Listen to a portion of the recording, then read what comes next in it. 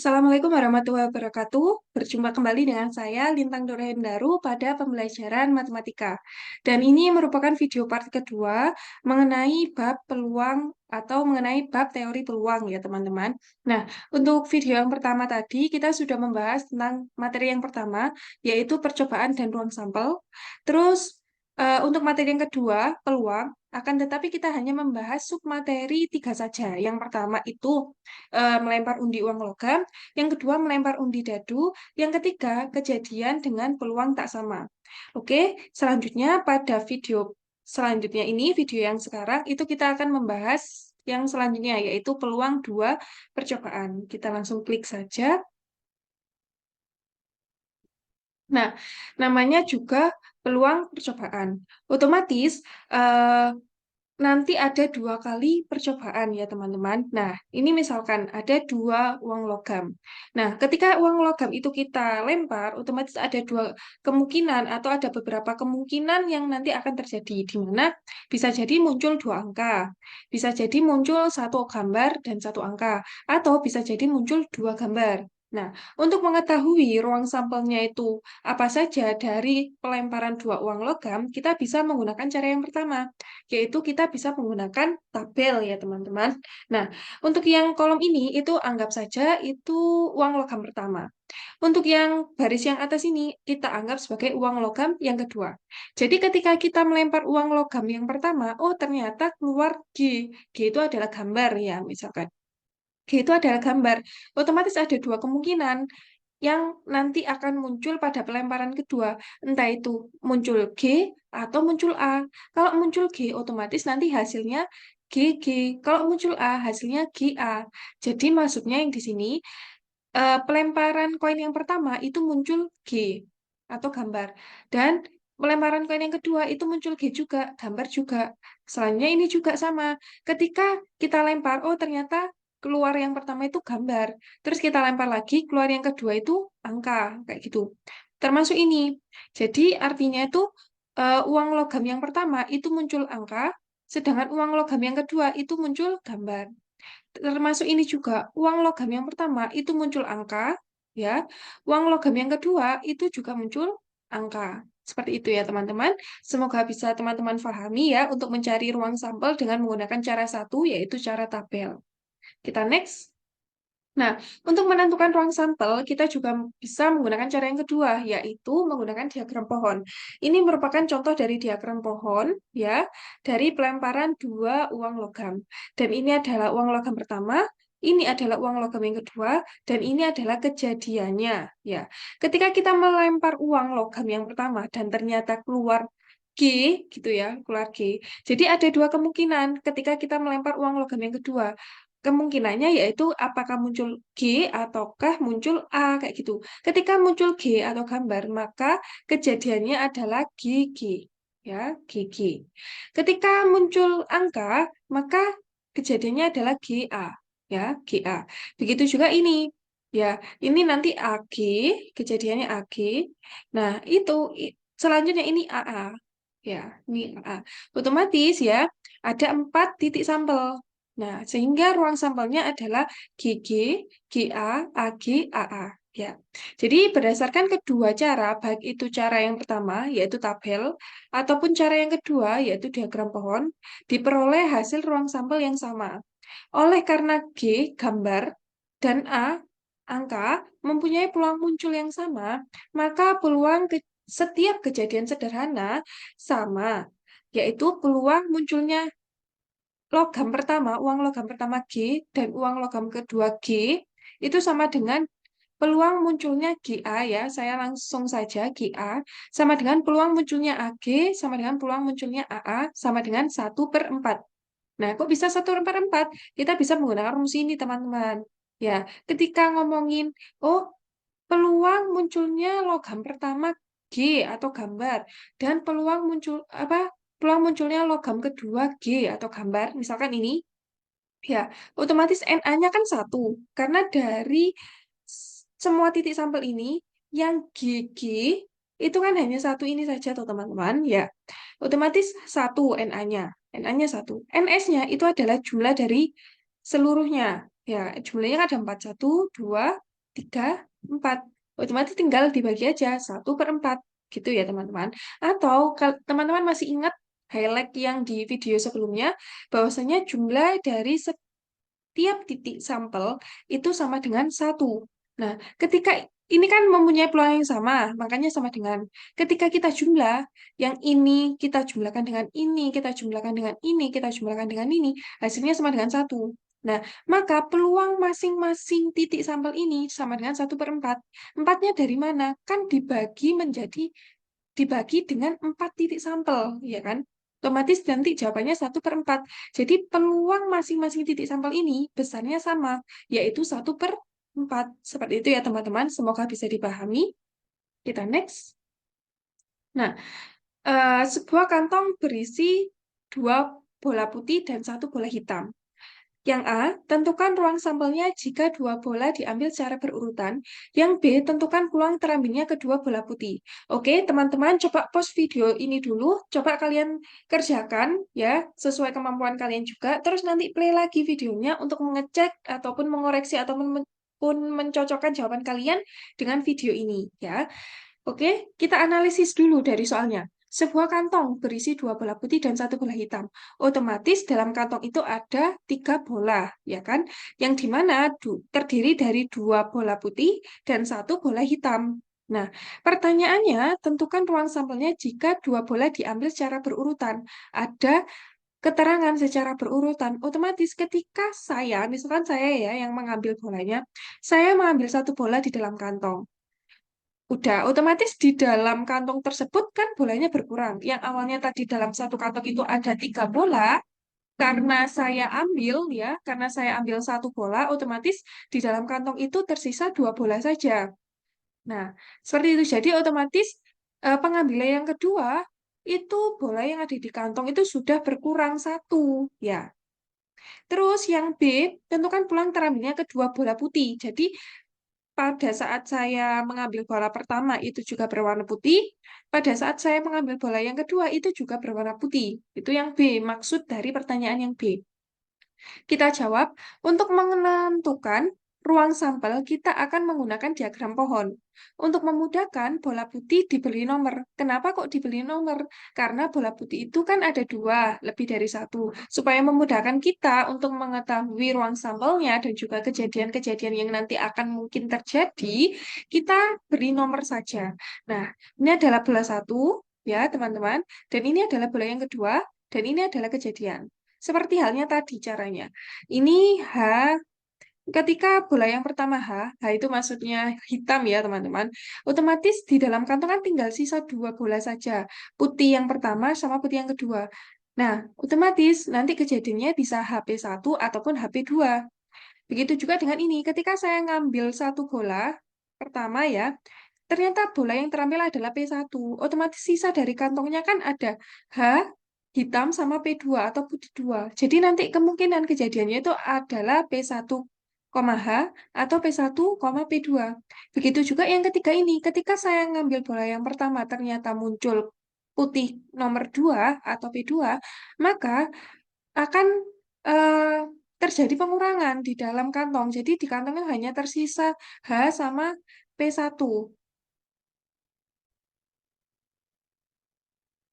Nah, ingat bahwasanya di dalam ruang sampel kita itu tidak membedakan bola putih yang pertama ataupun bola putih yang kedua, sehingga ruang sampelnya hanya ada 3, yaitu H, P, P, H, dan P. Nah, jadi ini adalah ruang sampelnya, dan ini itu adalah titik-titik sampelnya atau titik sampel ya teman-teman. Semoga dapat dipahami. Kita next. Nah, eh, itu jawaban yang nomor A. Jadi kita menentukan tentukan ruang sampelnya. Terus yang B itu kita menentukan peluang terambilnya kedua bola putih. Nah, perhatikan bahwa kemungkinan terambilnya 2 bola putih P1, P2 atau P2, P1 adalah 2 dari 6 kemungkinan. Lihat diagram pohon. Nah, kita lihat diagram pohon ini. Tadi kan kejadiannya ada 6. 1, 2, 3, 4, 5, 6. Dari kejadian ini, ya, peluang terambilnya kedua bola putih itu ada dua, yang warna merah ini ya teman-teman. Nah, jadi bola yang pertama itu putih nomor satu, bola yang kedua itu putih nomor dua, ataupun bola yang pertama putih nomor dua, bola yang kedua putih nomor satu. Jadi ada dua kemungkinan, mohon maaf, ada dua dari 6 kemungkinan. Ya, jadi peluangnya kedua bola putih, terambilnya keduanya bola putih itu kita pakai rumus yang tadi. PA sama dengan NA per NS. NA itu kan ada berapa banyak sih bola putihnya? Kan ada dua kejadian. Jadi otomatis NA-nya itu sama dengan 2. Nah, NS itu ada berapa banyak kemungkinan? Kejadiannya ini kan ada 6, ya kan? Ada 6 kejadian atau ada 6 kemungkinan. Otomatis tinggal dibagi aja. 2/6. Kita sederhanakan menjadi 1/3. Seperti itu ya teman-teman. Kita next. Nah, ini aja ada contoh soal lagi. Sebuah kantong berisi 2 bola putih dan 1 bola hitam. Diambil 2 bola dengan cara ambil bola pertama, catat hasilnya, dan dikembalikan. Lalu, ambil bola kedua. Yang poin A, tentukan ruang sampel dari pengambilan bola tersebut. Yang poin B, tentukan peluang kedua bola yang terambil berwarna putih. Nah, coba teman-teman pause dulu videonya, terus coba kalian kerjakan, selanjutnya play videonya lagi untuk mengecek kembali apakah jawaban kalian sudah benar atau belum, apakah sesuai dengan jawaban yang ada di video ini, ya. Kita next. Nah, untuk yang poin A, untuk menentukan ruang sampel, kita akan menggunakan diagram pohon. Seperti contoh yang pertama tadi ya teman-teman, di mana kita akan menggunakan diagram pohon untuk memudahkan kita untuk mengetahui ruang sampelnya. Dan kita akan memberikan nomor pada bola berwarna putih, karena bola berwarna putih kan lebih dari satu ya teman-teman. Nah, jadi kita itu ingin memudahkan kita dalam menggunakan diagram pohon ini. Nah, untuk bola yang pertama, ini sama ya, ini bola yang pertama, ini bola yang kedua. Maksudnya ini pengambilan pertama ketika kita mengambil bola hitam, otomatis ada 3 kemungkinan. Kenapa kok ada 3? Sedangkan di contoh yang pertama itu tadi ada 2. Karena ada tadi, ini, diambil 2 bola dengan cara diambil bola pertama, catat hasilnya, dan dikembalikan lagi. Kalau contoh yang pertama tadi itu kan tidak dikembalikan lagi, otomatis bola yang ada di kantong itu berkurang. Akan tetapi pada contoh yang kedua ini, bolanya dikembalikan lagi, otomatis di dalam kantong itu tidak berkurang bolanya. Makanya di sini untuk pengambilan yang kedua itu masih ada 3 kemungkinan. Caranya sama ya teman-teman, untuk yang ini, yang diagram pohon ini dengan contoh yang pertama tadi. Sehingga ruang sampelnya, ingat ruang sampel itu tidak membedakan bola putih yang pertama dan juga bola putih yang kedua. Sehingga ruang sampelnya ini di sini ada 4. HH, HP, PH, PP. Gitu teman-teman. Sehingga ini ruang sampelnya. Dan untuk poin yang B itu kita mencari peluang terambilnya 2 bola putih. Banyak kemungkinan terambilnya 2 bola putih, ada 4 dari 9 kejadian sederhana. Lihat diagram pohon. Kita lihat kejadian ini. Kejadiannya kan ada 9. Ternyata yang kejadiannya bola pertama itu putih dan bola kedua putih itu ada 4. Yang warna merah-merah ini, teman-teman. Nah, otomatis kita bisa dong pakai rumus ini. Gampang kan? NA-nya ada 4, karena kejadian munculnya kedua bola putih itu ada 4. Ada 1, 2, 3, 4. Dan NS-nya itu semua kejadian. Itu ada 9. Jadi tinggal dibagi aja. Jawabannya 4/9. Dan untuk peluang 2 percobaan ini sudah selesai. Kita kembali ke main menu. Nah, ini sudah selesai sub materi yang keempat. Kita masuk ke sub materi yang kelima, yaitu kepastian dan kemustahilan. Kita masuk. Nah, kepastian dan kemustahilan. Nah, jadi misalkan nih ada kantong yang dimana di dalamnya terisi 4 bola berwarna hitam. Nah, ketika kita mengambil 1 bola, hanya akan mendapatkan bola warna hitam saja. Kenapa? Karena kan di dalam kantong itu kan hanya ada bola hitam saja dan berjumlah ada 4, ya kan? Hal ini berarti bahwa peluang untuk memperoleh bola hitam adalah 1. Karena ketika kita ngambil bola di dalam kantong itu pasti terambil bola warna hitam, gitu. Maka ini yang dinamakan kepastian. Nah, berapa peluang bola yang terambil adalah bola putih? Ini pertanyaannya. Nah, karena di dalam kantong tidak ada bola putih, maka kita tidak akan mendapatkannya. Dalam hal ini, peluang diperoleh bola putih adalah nol, yaitu kemustahilan. Jadi, karena di dalam kantong itu kan hanya ada bola hitam dan ada 4 jumlahnya. Jadi ketika kita ngambil tidak mungkin terjadi kita mengambil bola berwarna putih. Maka dari itu peluangnya sama dengan nol atau disebut dengan kemustahilan. Seperti itu. Kita next. Nah, ini ada diagram garis ya. Jadi ini nol, peluangnya besar peluangnya nol, sedangkan ini besar peluangnya satu. Kalau satu pasti terjadi, kalau nol mustahil terjadi atau tidak akan terjadi. Nah, di antara nol sampai satu kan ini ada nilai banyak, ya kan? Ada banyak.